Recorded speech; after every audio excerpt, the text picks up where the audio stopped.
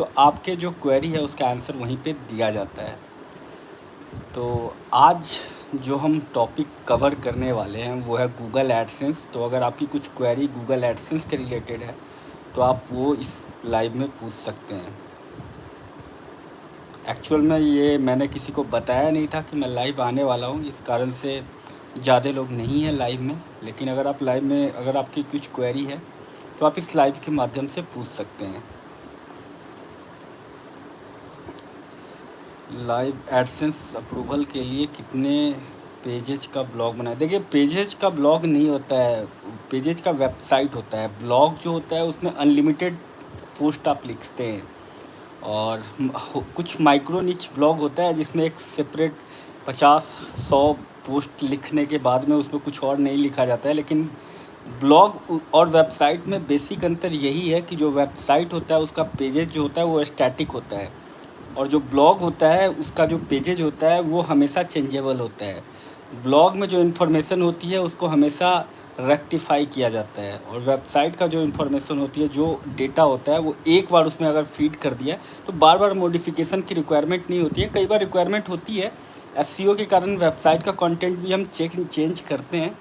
लेकिन mainly blog में जो होता है कि ब्लॉग में हर रोज़ या हर वीकली या हर जो भी हमारा फ्रिक्वेंटली बेसिस पे हम उसमें पोस्ट हमें लिखना होता है। यही बेसिक डिफरेंस है ब्लॉग और वेबसाइट पे। गूगल एडसेंस अप्रूवल के लिए कोई पेजेज का निर्धारण ये नहीं है कि आपको कितने जो है पेज का वेबसाइट बनाना है, लेकिन हाँ कुछ सर्टेन पेज है जो आपके ब्लॉग पे होना चाहिए। जैसे डिस्क्लेमर का पेज हो गया, प्राइवेसी पॉलिसी का पेज हो गया, कॉन्टैक्ट अस का पेज हो गया, अबाउट अस का पेज हो गया। ये सारे पेजेज मैंडेटरी है। ये आपके ब्लॉग पोस्ट पे अगर नहीं होंगे तो आपको गूगल एडसेंस अप्रूवल मिलने में दिक्कत हो सकता है। होप आपकी जो क्वेरी है वो सॉल्व हो गई होगी, और नहीं सॉल्व हुआ होगा तो कमेंट सेक्शन में ज़रूर बताइएगा। गूगल एडसेंस अप्रूवल नहीं मिल रहा है, क्या करें? देखिए, गूगल एडसेंस अप्रूवल ऐसा नहीं है कि नहीं मिलता है, ईजी वे में नहीं मिलता है। अगर आपका कंटेंट कोई ऐसे टॉपिक पे है जिस पे बहुत ज़्यादा रिपीटेटिव कंटेंट लिखा गया है तो आपको गूगल एडसेंस अप्रूवल मिलने में दिक्कत हो सकती है, अदरवाइज ऐसा कोई दिक्कत नहीं है। आप लोगों का कोई डाउट होगा, कुछ क्वेरी होगा तो आप लोग पूछ सकते हैं।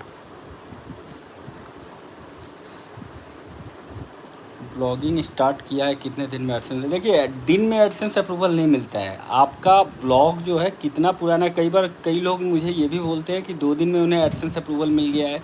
कई बार टाइम भी लगता है, तो ऐसा नहीं है, कई बार टाइम लगता है गूगल एडसेंस अप्रूवल मिलने में।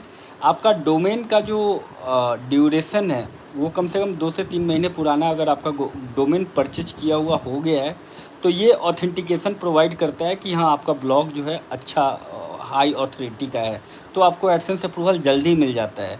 लेकिन ऐसा कोई मैंडेटरी नहीं है। अगर आपका ब्लॉग आपने हफ्ते भर में भी स्टार्ट किया है, अच्छा कंटेंट आपने लिखा है, तो आप एडसेंस अप्रूवल के लिए अप्लाई कर सकते हैं, आपको एडसेंस अप्रूवल मिल जाएगा। लेकिन मेरा पर्सनल रिकमेंडेशन होता है कि आपको 3 महीने वेट करना चाहिए। 3 महीने बाद आप एडसेंस के लिए अप्लाई कीजिए। पहली बार में मैक्सिमम लोगों का एडसेंस रिजेक्ट होता है। दूसरी बार अप्लाई करोगे कुछ थोड़ा सा मॉडिफाई करके, जैसे ही आप कंटेंट लिखते हो उसको हमेशा आपको मॉडिफाई करते रहना है। उसके बाद आप एडसेंस अप्लाई करोगे, बहुत इजी वे में आपको एडसेंस मिल जाएगा। देखिए, blogging is all about modification. आप जो एक बार इन्फॉर्मेशन ब्लॉगिंग के माध्यम से दे रहे हो, आपको हमेशा उसको मॉडिफाई करते हुए रहना होता है। अगर आप उसको मॉडिफाई नहीं करोगे, जैसे अगर कोई इन्फॉर्मेशन अभी अभी ही आई, जैसे अभी कोलकाता में एक क्राइम हुआ है, उस क्राइम के बारे में जितनी इन्फॉर्मेशन आपके पास है वो आपने ब्लॉग के माध्यम से दे दिया। लेकिन ऐसा तो नहीं है कि वो जो क्राइम हुआ है उस पर और कोई प्रोग्रेस ही नहीं हुआ है, उस पर और भी प्रोग्रेस हुआ है। सीबीआई बैठ रही है उस पर, कोलकाता में भी आंदोलन वगैरह हो रहा है। तो ये सारी इन्फॉर्मेशन आपको अपने ब्लॉग पोस्ट को अपडेट करते रहना होगा। अगर आप अपने ब्लॉग पोस्ट को अपडेट नहीं करोगे तो गूगल जो है उसको बहुत ही ज़्यादा नेगेटिव लेता है। गूगल क्या चाहता है? गूगल चाहता है कि आपके ब्लॉग के माध्यम से जो भी इन्फॉर्मेशन आप दे रहे हो उसको पढ़ने के बाद में जो आपका रीडर है वो दूसरे ब्लॉग पे ना जाए। तो इसके लिए आपके ब्लॉग पे सफिशिएंट इन्फॉर्मेशन उसको मिल जानी चाहिए।